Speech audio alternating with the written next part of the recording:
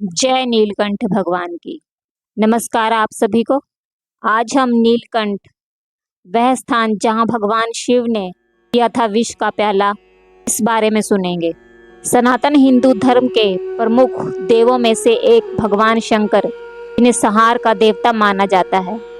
इसके अलावा भगवान शंकर को भगवान शिव या भोलेनाथ, नीलकंठ अनेक नामों से जाना जाता है। भगवान शिव अत्यंत भोले और सरल होने के कारण भोलेनाथ कहलाते हैं।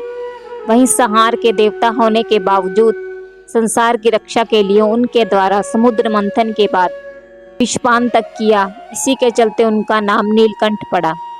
भगवान शिव द्वारा विषपान की कथा हम सभी को पता है, लेकिन क्या आप वह जगह जानते हैं जहां भगवान शिव ने विषपान किया था? यदि नहीं तो आज हम आपको उस स्थान के बारे में बताएंगे जहां भगवान शंकर ने विष पिया, और वहीं उसी के बाद भगवान शंकर ने विष पिया और उनका नाम नीलकंठ भी पड़ा। भूमि उत्तराखंड के ऋषिकेश को हिमालय का प्रवेश द्वार कहा जाता है।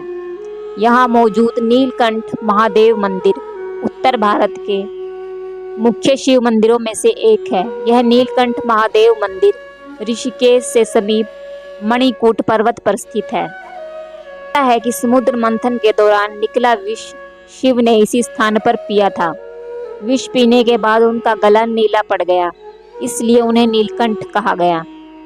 माना जाता है कि भगवान शिव ने जब विष ग्रहण किया तो उसी समय पार्वती ने उनका गला दबाया ताकि विष उनके पेट तक न पहुंच सके। इस तरह विष उनके गले में बना रहा।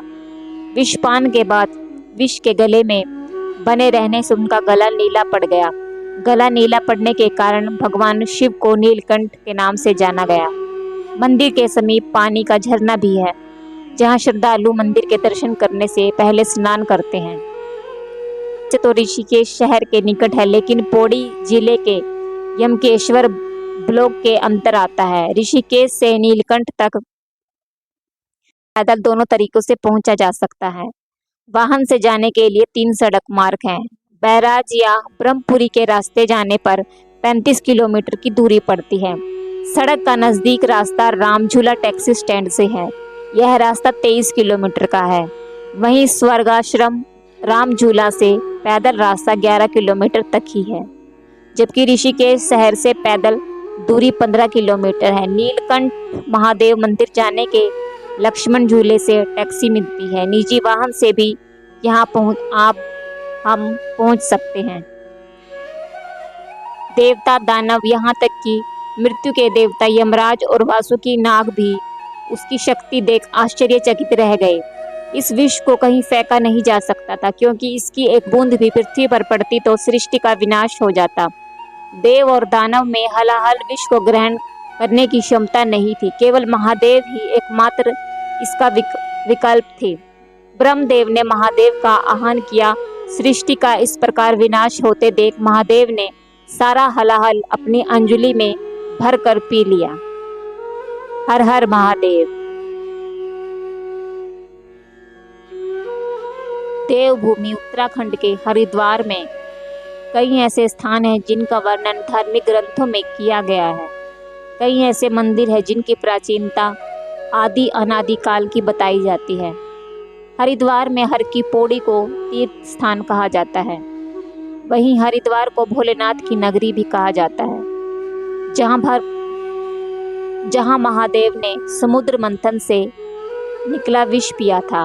वह स्थान हरिद्वार है, जहां श्रद्धालु देश विदेश से अपनी मनोकामनाएं लेकर आते हैं।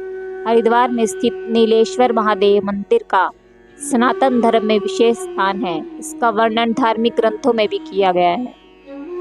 हरिद्वार नजीबाबाद रोड पर स्थित नीलेश्वर महादेव मंदिर प्राचीन मंदिर है।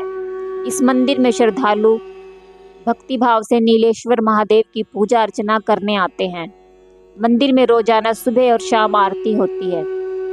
नीलेश्वर महादेव मंदिर में पूजा अर्चना करने श्रद्धालु दूर दूर से आते हैं। भगवान शंकर मंदिर में आने वाले सभी श्रद्धालुओं की सभी मनोकामनाएं पूर्ण करते हैं।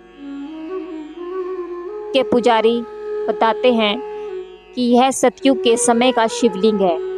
यह वही स्थान है जहां से भोलेनाथ ने अपनी जटा से वीरभद्र को उत्पन्न किया था और राजा दक्ष के यज्ञ का यहीं पर बैठे बैठे विध्वंस किया था। मंदिर में स्थित स्वयंभू शिवलिंग की विधि अनुसार पूजा की जाती है। स्वयंभू शिवलिंग पर गंगा जल और दूध से अभिषेक करने का विशेष महत्व है। शंकर ने इसी स्थान पर समुद्र मंथन से निकले विष को पिया था। भोलेनाथ ने विष पीने के कारण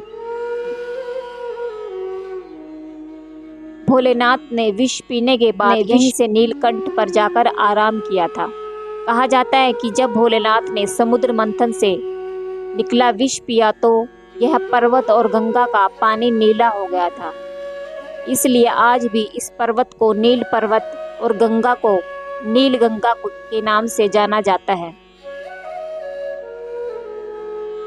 यहाँ पुजारी बताते हैं कि इस स्थान का वर्णन स्कंद पुराण और शिव पुराण में विस्तार से किया गया है। इस मंदिर में आने वाले सभी श्रद्धालुओं की मनोकामनाएं पूरी होने का बहुत महत्व है। कृष्ण पक्ष की चतुर्दशी को इस मंदिर में पूजा करने से सभी तन के रोग दूर हो जाते हैं। मंदिर में 1 लोटा गंगा जल चढ़ाने से तीर्थ फल की प्राप्ति होती है और पूर्णिमा को दूध से अभिषेक करने पर विशेष फल की प्राप्ति होती है। जो भी श्रद्धालु मंदिर में भक्ति भाव से सोमवार के दिन पूजा पाठ करते हैं उनकी सभी मनोकामनाएं भोलेनाथ पूरी कर देते हैं। हर हर महादेव।